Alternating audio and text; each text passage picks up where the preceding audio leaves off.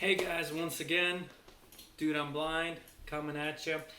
So today what I wanted to talk about is something that is probably wildly important for all of us that do a lot of sitting, for any kind of job, gaming, whatever it might be, and that's posture.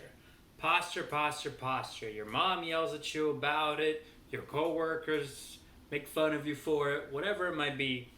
It's a constant problem, and with the amount of sitting that we do in our society, it is an issue in the long term. You're sitting in your car, you're sitting at the dinner table, you're sitting at work, and then you're sitting watching TV afterwards. So I wanted to put together a nice short little video for a couple of tips and tricks of how to align your posture correctly. Now, it is very important to understand that there is this common misconception about good and bad posture. If you're moving through a lot of different positions and your work is a little more dynamic, you cannot stay rigid in one posture. Your posture must change as well. So in that case, there's not one good posture, but there maybe is a better posture than what many of us will do.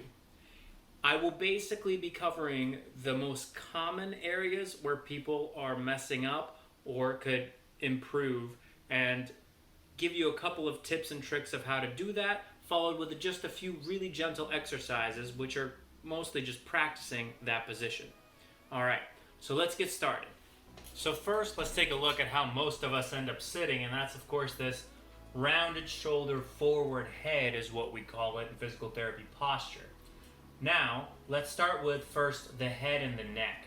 So it is important here, the head and the neck, we tend to push them forward, and a lot of that causes shortening of these muscles here in the front and right at the base of the skull. This actually leads to a lot of headaches for people that generate from the back of the head and that will wrap around. So a very simple fix here is pulling your head back. Now realize, if I'm here and I put my head all the way back like this where I can't talk, you're not going to have fun there, and you're not going to stay there as a posture. You must progress yourself slowly, going from here to maybe a 25-50% change, and slowly progressing that.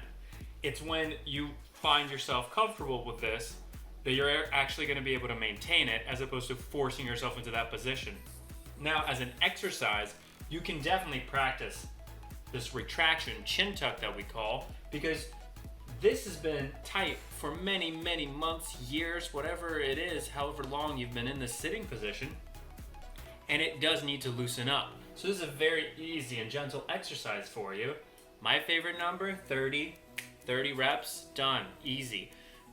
You have to retrain this. It takes a lot of repetitions. It's not quick and easy, all right? Second portion are these rounded shoulders.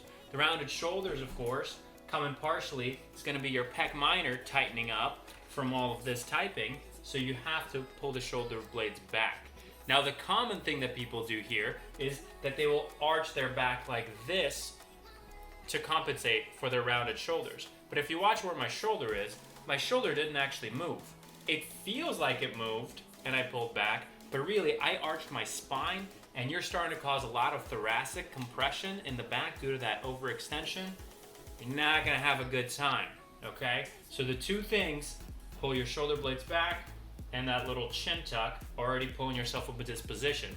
As far as aligning your spine and not slumping over like so, that's what we're gonna talk about next. So the next portion really happens over here at the pelvis, and that's where you kind of wanna move. If you imagine your pelvis as a bowl, what you're trying to do is you're trying to tip your pelvis forward. Not let it round back and push into the back of the chair, but let it round forward. So as you push yourself forward, that will straighten up the rest of this. So if you pull your shoulder blades back and round this forward, you will fix that little rounding portion through here. So this is your quick and easy fix for this. Now, it is important at this position to say, okay, what happens with my feet? All right? It is vital for you to be able to put your feet on the ground or on some sort of surface. So make sure that your feet are on the ground or elevate them, and that your knees are at a 90-degree angle or as close to it as possible. It doesn't have to be exactly 90 degrees. Now, if you slide your feet way too far out in front of you, you're gonna have tightness of your calf muscles, which is not going to work very well. I wear compression stockings, by the way, because I'm on my feet all the time, so that this helps out a little bit. But primarily, if you're going to be sitting, you got to be sitting at this kind of close to 90-90 so that you're not developing tightness in those calf muscles. As a final piece, of course it matters where your hands are and where your chair is. I can make a different video about changing your monitors and where you need to space these things out. I would also like to make a different video for carpal tunnel, and those are to come. But for this is just talking about your sitting posture and what you can change just with your body. It is important for you to be scooted all the way up, because if you're up, you're no longer having to lean forward to be able to get to your monitor, and you don't have to get into this posture, so that you're able to stay upright. Your keyboard scooted just slightly towards you, because this is always so much more easier to adjust than necessarily your monitor. So those are the quick little tips and tricks. Your exercises are just practicing those exact positions, being the little chin retraction, shoulder blade squeezes, and then that little tilt of the pelvis. 30 of each. There you go. Practice them every day. Practice them twice a day, every hour even if you want to.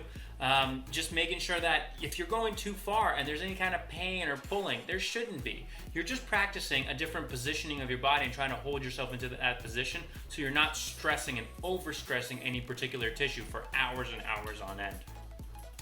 That's pretty much my video. If you guys want anything else or any ideas for what other videos and what other kind of postural or exercise things you might want to see, let me know, and we'll keep them coming. All right, I'll see you later.